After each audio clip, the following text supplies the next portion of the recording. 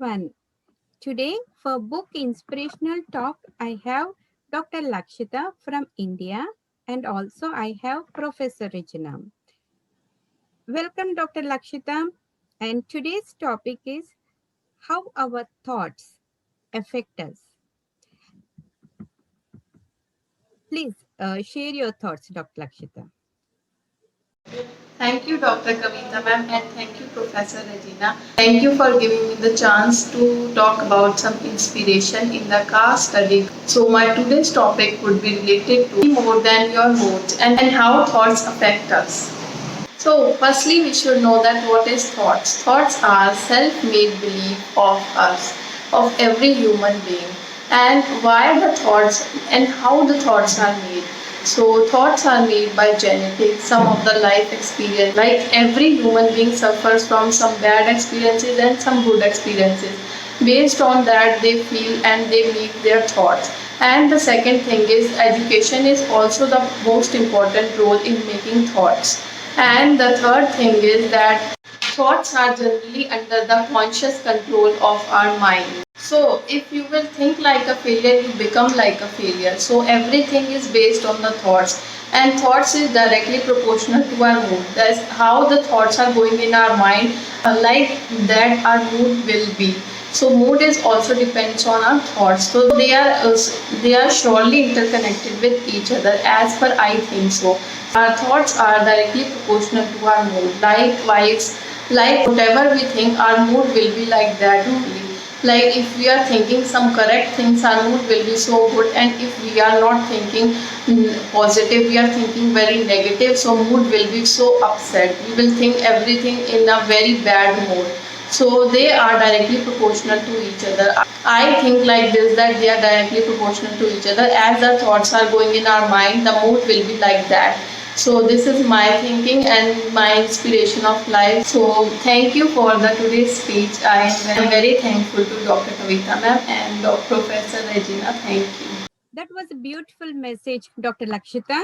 And do you mind if I read the Robin Sharma's book, which we are doing the book talk series, Who Will Cry When You Die? So he says, be more than your moods. And I'll read the short paragraph. He says, for much of my life, I believed my thoughts were beyond my control.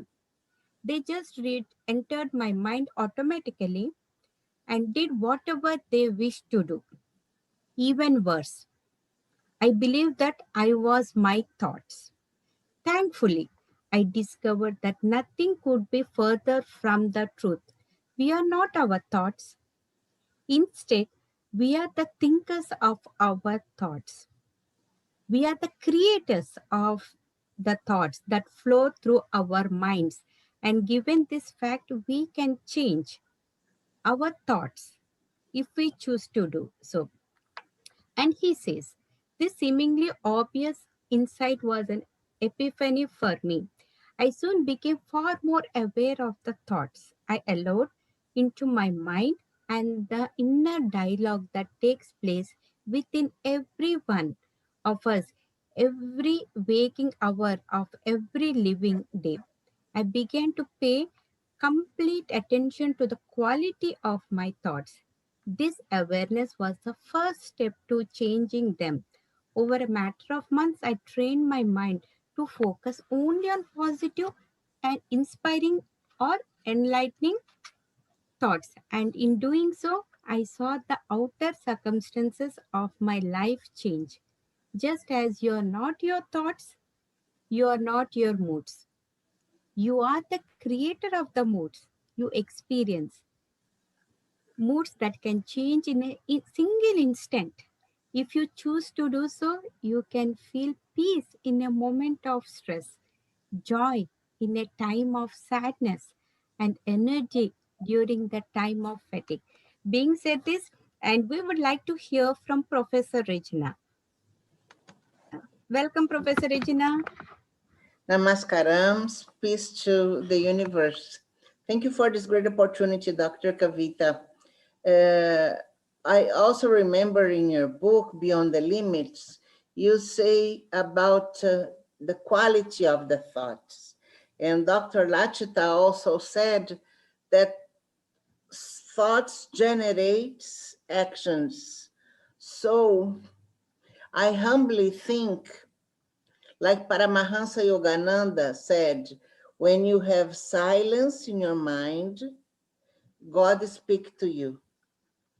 So how come we will listen to God if we have a train track passing through our mind full of many thoughts? We must surrender, like in a yoga, do a pranam, and meditate. So the quality vibe of the thought, it's like a prayer. So your life becomes a prayer. And when you live life, you won't go up and down in your moods because you're living in a prayer mode. Things that try to attract your attention and distract you, take you out of your aim, won't affect you at all because you are in a prayer mode.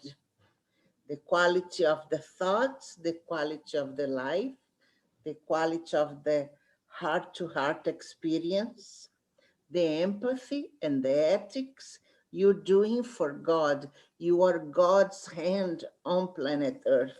Takes a lot of responsibility. And when you make silence, as Paramahansa Yogananda suggested, you are at peace. And nobody can take that peace away. They can take your book, they can take the money, they can take the clothes, but what you acquire, this mental peace, will be forever within you, in your realm, and people that gets around you receive that peace vibe that comes with the right thoughts, and you don't let interfere other vibe different than the ones of peace and happiness that Dr. Kavitha always says, that happiness is within homeopathy drops. Namaskarams. Thank you for this great opportunity. Back at Thank you you. so Thank you so much, Professor Regina. That was a wonderful message you have delivered. And I remember my dearest friend, her name is Nina, and her sister, Krishna. She is 82. And she said, like, when I did interview with her, she said, like, Kavitha, thoughts, everything is within your mind. And the moment she says that, in the morning when she gets up, she says that all the positive thoughts, no way, no one is going to affect me, and I will be happy, and I will radiate that happiness and peace.